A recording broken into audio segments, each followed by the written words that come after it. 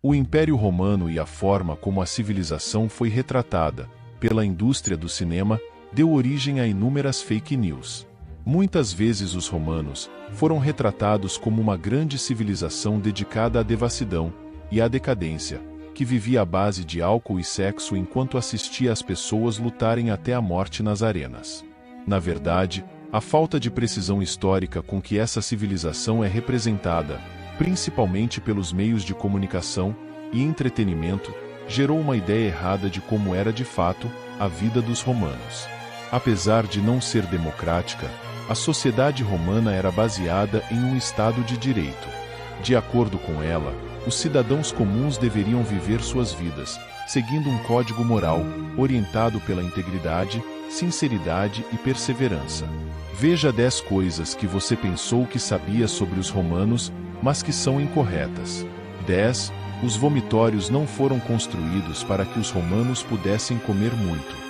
O mito popular diz que os vomitórios, salas construídas ao lado dos salões de festas, foram projetados para que as pessoas pudessem vomitar, quando seus estômagos ficassem cheios demais. Assim, podiam voltar à mesa e continuar comendo. Na verdade, os vomitórios eram simplesmente antessalas, saídas e passagens, locais por onde as multidões que ocupavam os grandes salões poderiam sair.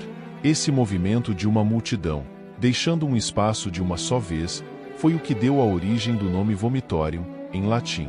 O Coliseu, por exemplo, contava com 80 vomitórios, localizados ao redor de toda a construção, que possibilitavam a entrada e a saída do público. 9. Os polegares para cima ou para baixo não determinavam o destino dos gladiadores. Existe uma crença que diz que quando os gladiadores se enfrentavam na arena, o imperador, ou, em alguns casos, o público, decidia o destino do homem derrotado. Polegares para cima indicariam que ele poderia continuar a viver, enquanto polegares para baixo selavam sua morte. Os polegares eram utilizados na verdade, para indicar se a luta podia continuar. O dedo apontado para baixo significava abaixem as espadas ou parem de lutar. Assim, o gladiador perdedor viveria para lutar outro dia. Isso acontecia porque os gladiadores eram quase celebridades. Eram altamente qualificados e passavam por um treinamento intensivo. Matar um deles não era fácil, nem vantajoso. Significaria que muito tempo e dinheiro haviam sido desperdiçados. 8. Os romanos não falavam apenas latim. O latim era a língua oficial do Império Romano, mas outros idiomas eram falados, tanto em Roma quanto em todo o seu vasto território. Os idiomas grego, osco e etrusco, por exemplo, eram algumas das línguas mais comuns faladas em Roma. Além disso, havia mais de 1000 variações locais do latim. Apenas em documentos escritos havia alguma uniformidade. Mesmo os aristocratas romanos não falavam latim o tempo todo. O grego era considerado a língua da elite culta. 7. A plebe não era pobre e ignorante. Hoje, a palavra plebeu é considerada um insulto, usada para caracterizar ou ofender pessoas de baixa classe.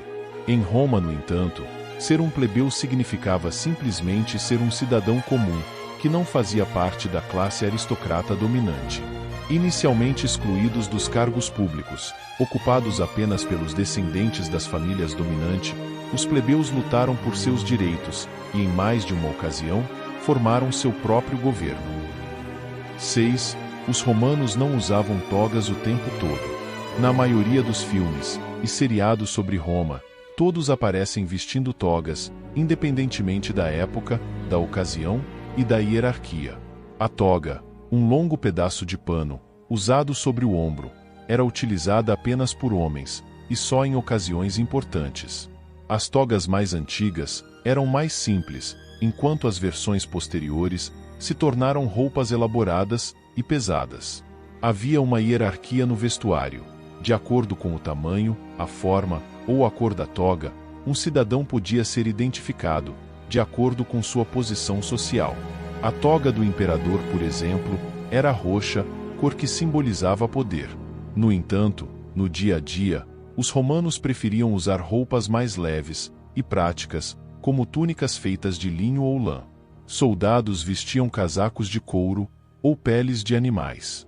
Já as pessoas mais pobres ou escravos usavam túnicas curtas. Você está gostando do vídeo? Se sim, não se esqueça de deixar o seu like e se inscrever no canal para não perder nenhum conteúdo. Além disso, na descrição abaixo, você encontrará um link para produtos e livros sobre o Império Romano, para mergulhar ainda mais nessa fascinante história. Não perca essa oportunidade. Clique no link e explore mais sobre o Império Romano agora mesmo. 5. Eles não salgaram as terras de Cartago. Ao longo de aproximadamente 3 séculos, Roma e Cartago travaram 3 guerras.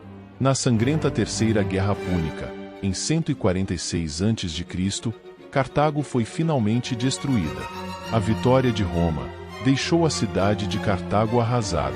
Mas a história de que o exército romano salgou a terra, tornando o solo infértil por décadas, não passa de um mito.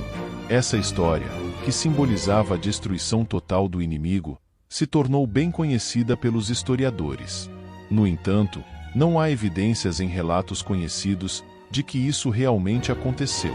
Além disso, enormes quantidades de sal teriam sido necessárias para causar tamanho estrago, e é improvável que, após ganhar a guerra, os romanos tenham gastado dinheiro, tempo e esforço salgando o solo inimigo. 4. Nero não tocou violino, enquanto Roma estava em chamas.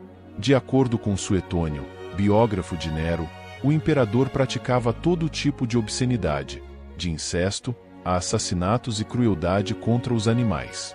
Na biografia, Suetônio conta que quando o fogo varreu Roma, em 64 d.C., Nero subiu ao topo das muralhas da cidade, vestindo roupas teatrais e recitou um poema épico sobre a destruição de Troia. Tempos depois, o historiador Cássius Dio elaborou a história, dizendo que, enquanto observava a cidade queimar, Nero tocava uma cítara. Em narrativas posteriores, a cítara se tornou um alaúde. Em 1649, o dramaturgo George Daniel fez com que o alaúde se tornasse um violino. Na verdade, Suetônio aproveitou o humor da época para caracterizar Nero, que já não era um governante popular. Mas os historiadores acreditam que o imperador não estava em Roma no momento do incêndio, e que todo o episódio do violino foi inventado. 3. Os romanos não inventaram a saudação nazista. Há uma crença comum de que a saudação nazista surgiu no Império Romano, braço estendido ligeiramente para cima, com a palma voltada para baixo. No entanto, não há documentos ou qualquer evidência de que isso seja verdade. O mito provavelmente surgiu com a pintura, o Juramento dos Horácios, que mostra um grupo de soldados fazendo um gesto semelhante. Mas não há nada que indique que esse gesto tenha algum significado além da licença artística do pintor. O Partido Fascista de Mussolini, com a intenção de remontar ao glorioso passado italiano, copiou o que ele acreditava ser um gesto de saudação. 2. Calígula nunca nomeou seu cavalo como cônsul. Proclamado imperador em 37 d.C., Calígula é conhecido como um dos mais psicopatas e narcisistas líderes romanos. A vida do imperador é cercada de boatos e mistérios. Uma das histórias mais famosas conta que Calígula nomeou o seu cavalo, Incitatus, cônsul e sacerdote, e estava seguindo seus conselhos. Na verdade, um escrito de Suetônio afirma que Calígula apenas proclamou sua intenção de fazê-lo. Quando Calígula foi perguntado sobre quem seria o cônsul no próximo ano, ele respondeu que preferia o seu cavalo aos candidatos disponíveis. Mas isso mostra que foi somente uma resposta de alguém sarcástico, tirada do contexto. 1. Os gladiadores não eram todos escravos. Alguns gladiadores realmente eram escravos, outros eram criminosos condenados. Mas alguns eram cidadãos comuns, que se voluntariavam para o combate na arena, atraídos pelo dinheiro e a fama que os gladiadores conquistavam. Mulheres também podiam lutar nas arenas, e muitos dos homens, que se tornavam gladiadores, eram aristocratas que perderam sua fortuna. Por hoje ficamos por aqui. Obrigado por assistir até o final. Se você gostou do vídeo, não se esqueça de deixar o seu like, se inscrever no canal e ativar o sininho para receber todas as nossas atualizações. Compartilhe este vídeo com seus familiares e amigos para que mais pessoas possam conhecer a fascinante história do Império Romano. Gostaríamos também de ouvir a sua opinião. Deixe um comentário com sugestões, perguntas ou informações adicionais sobre o vídeo. E não se esqueça de acessar o link na descrição para encontrar produtos e livros sobre os impérios grego, romano e muito mais. Além disso, recomendamos que você fique até o final para conferir 2 vídeos sugeridos pelo YouTube, que certamente vão enriquecer ainda mais o seu conhecimento sobre o tema. Obrigado novamente por assistir e até o próximo vídeo.